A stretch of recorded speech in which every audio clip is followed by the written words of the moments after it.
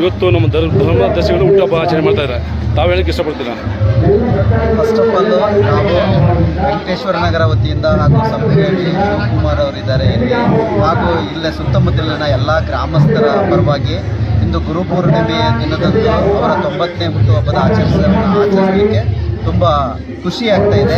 ಹಾಗೆ ಅವರಿಗೆ ಅಭಿನಂದನೆಗಳನ್ನು ಸಲ್ಲಿಸ್ತೇವೆ. ಹಾಗೆ 100 ವರ್ಷ ಬಾಳಲಿ, ಹಾಗೆ 100ನೇ ವರ್ಷದ ಹುಟ್ಟುಹಬ್ಬವನ್ನು ಇನ್ನೂ ಅದ್ದೂರಿಯಾಗಿ ಶತಮಾನೋತ್ಸವವನ್ನು ಇಲ್ಲೇ ಆಚರಿಸಬೇಕು ಅಂತಿದ್ದೀವಿ. ಏನಕ್ಕೆ ಅಂದರೆ ಅವರು ಇಲ್ಲಿ ಗೋಪುರಗಳನ್ನು ಕಟ್ಟಿ ನಮಗೆ ಧರ್ಮದರ್ಶಿಗಳು ಅಂತಲೇ ತಿಳ್ಕೊಂಡಿದ್ದೀವಿ ನಾವು.